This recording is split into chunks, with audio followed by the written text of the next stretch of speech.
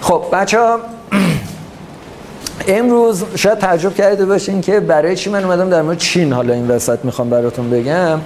دلیلش اینه که یه چشم‌اندازی شما از یه تمدن دیگری، یه مقدار در واقع حوزه تمدنیش هم امروز میخوام یه چیزی براتون بگم، برای اینکه شما یه چشم‌اندازی داشته باشین در مورد اینکه وقتی ما داریم در مورد دنیا تمدن‌های کره زمین اون دوره حرف میزنیم، یه دنیا یه مقدار شلوغ‌تری داریم از اینی که در نگاه اول به نظرمون میاد. یعنی اینکه همونطور که قبلا هم براتون گفتم توی این مدل نظری که من دارم براتون میگم 4 تا حوزه تمدنی داریم.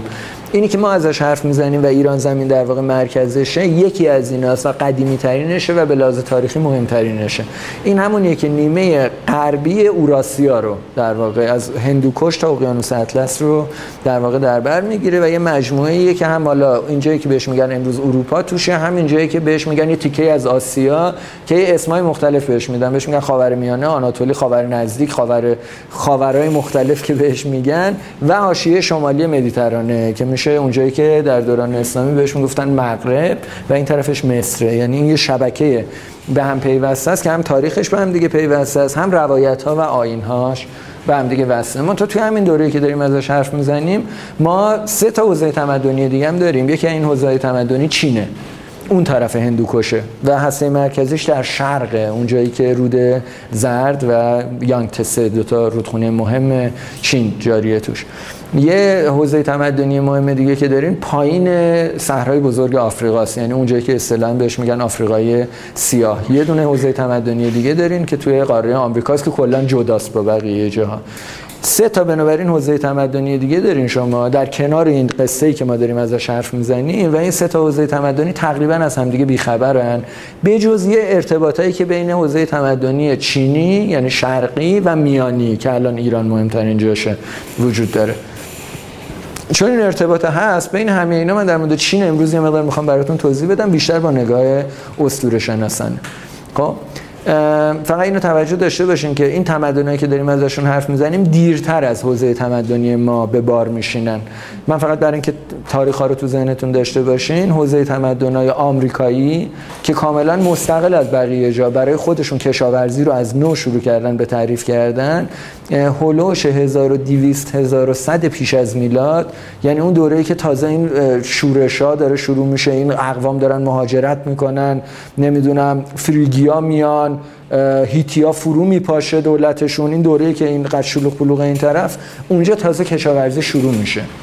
کشاورزی نه اینکه شروع شه، شهرنشینی شروع میشه. کشاورزی سابقه‌اش یه مقدار بیشتره. منتها اولین شهرها همون هولوش 1100 1200 تو آمریکای مرکزی، اونم آمریکای شمالی خبری نبوده. تو آمریکای مرکزی و یه مقدار آمریکای جنوبی برای اولین بار اونجا نشانه‌های شهرنشینی به وجود میاد. تمدن اولمک بهش میگن.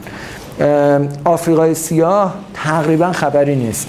یه هسته مرکزی کشاورزی داریم توی آفریقای سیاه که اتیوپیه، که خیلی متصل به مصر. اتیوپی، سودان، مصر، یعنی این 3 تا مثل 3 تا حلقه به هم دیگه چسبیدن.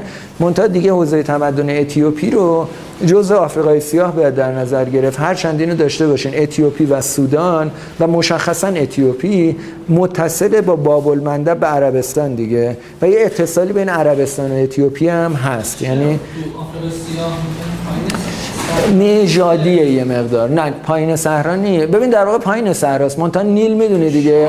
ببین یه دونه چیز شما دارین، یه دونه صحرای بزرگ آفریقا دارین، این یه کمربندی اون حاشیه شمالی رو بقیه آفریقا جدا میکنه. یه کانال وسط شما دارین که این کانال میاد میخوره به دریاچه ویکتوریا و نیله. خب در واقع کل این مسیری که ما داریم میگیم تا شاخ آفریقا که دیگه سودان اونجا قرار میگیره، کل اینجا مثل یه کانالیه که آفریقای سیاه به شمال متصل میکنه.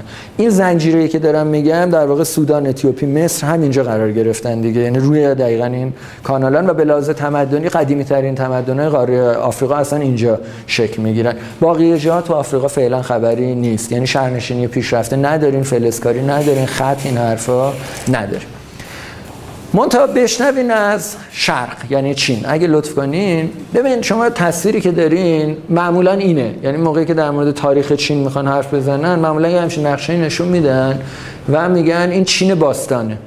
خب این در واقع سلسله چینگه. سلسله چینگ آخرین سلسله‌ایه که در واقع توی آخرین سلسله امپراتوریه که در چین حکومت کرد و این سلسله که می‌بینین همونیه که اصطلاحاً بهش منچو هم میگن، همون سلسله منچوه یا مانچو یه جاهایی می‌نویسن. همینیه که تا همین اواخر بود و در واقع ناسیونالیستای چینی چیانگ کایشک اینا اومدن و برش غلبه کردن. خیلی تو تاریخ جلو باید بیایم تا بهش برسیم، مربوط به همین قرن 20 میشه. منتها سلسله چینگ یعنی سلسله مانچو در زمان اوج عظمتش یه همچین اندازه‌ای داشت و در زمان افولش با اینکه اسمن این منطقه رو زیر پوشش داشت ولی در واقع این ناحیه یعنی غربش که میشه ترکستان چین، اینجا یه استان گنده دارین سینکیانگ هنوزم هست، بزرگترین استان چینه الان که ترکستان چینه، در واقع ایرانی نشینه، ترک نشینه، یعنی مردمش ترک زبانن و ترک نژادن. مردم ترک ها که میگن در اصل مال اینجا هستن و یه آمیخته یا نژاد زرد و نژاد سفیدن، یعنی ترکیبی از نژاد زرد و سفیدن. زبونشون ترکیه، دینشون اسلام، فرهنگشون خیلی شبیه ایرانی است. یه سریشون اصلا فارسی زبانن، توشون ایرانیان اونا، یعنی قیافشون بور و چیزن، شبیه مغولان نیستن و خطشون هم خط فارسی هنوزم هست. خب یعنی منطقه کاملا یه بخشی از حوزه فرهنگی ایران به حساب می اومده و چند تا دولت اینجا تأسیس میشه تو همین دوره چینگ قرن 20 که اینا دولتایی ان که مدعی ان که ما دولت کاشغر داشتیم، من میدونستین یا نه، یا یه دولتی داریم که خیلی دولت مقتدری هم میشه، کل ترکستان داشته متحد میکرده، ایرانی فرهنگ ایرانی هم خیلی براش مهم بوده، اون دولت کاشغر و این شروع میکنن با هم دیگه جنگیدن و دوتاشون مزمحل میشن. خیلی احمقانه. حالا تو تاریخ اگه بیایم جلو اصلا خیلی خنده داره ها. و در همون شرایطی که روسا از شمال داشتن میمدن و اینا رو هم روسا مورد حمله قرار میدادن هم چینی‌ها از این طرف بعدن پیشروی میکنن. منتها دولت چین که شما میشنوید اینه و این در یکی از دوران‌های اوج قدرتشه که این اندازه است. خب چین در بیشتر دوران تاریخش انقدر بزرگ نبوده. اینم بهتون بگم چین در کل تاریخش از اولش تا الان بزرگترین کشوره. خب یعنی قلمرو چین در این لحظه که الان ما داریم حرف میزنیم تو کل تاریخش بیشترین مساحت رو میپوشونه. برعکس ایران که تو کل تاریخش الان که کوچکترین کشوریه که بوده. خب یعنی تقریبا برعکس ما هستن چینی‌ها. بعد رای لطف کنین. منتها اینو داشته باشین که این نقشه که گذاشتیم تبت رو آها تبت رو گذاشته دیگه. چرا این تبت دیگه تبت جزش الان این برام هست جزش نه تبت رو میگیرن، یعنی دوره سلسله چینگ تبت رو میگیرن. منتها تبت اواخر قرن 19 عملا دیگه مستقله، چون جای کوهستانیه، کسی هم خیلی زورش نمیرسه. عملا از تا دوره مائو که دوره مائو ارتش میفرستن اونجا. دوره مائو هم دالای لاما اینا به لحاظ سیاسی خیلی مشکل نداشتن با چینا، یعنی تحت الحمایه بودن یا اینا رو خیلی مشکل نداشتن. اینا میان معابد و اینا رو میزنن داغون میکنن و میکشن. من میدونین یا نه 5 میلیون تبتی بوده اون موقع، 1 میلیونشو میکشن چینی‌ها. اصلا عدد رقم وحشتناکیه. این دوره مائو افتضاحه. 20% جمعیت ببین جمعیت چیز تمام طبقه نخبهشون فرار میکنن میرن هند و نپال.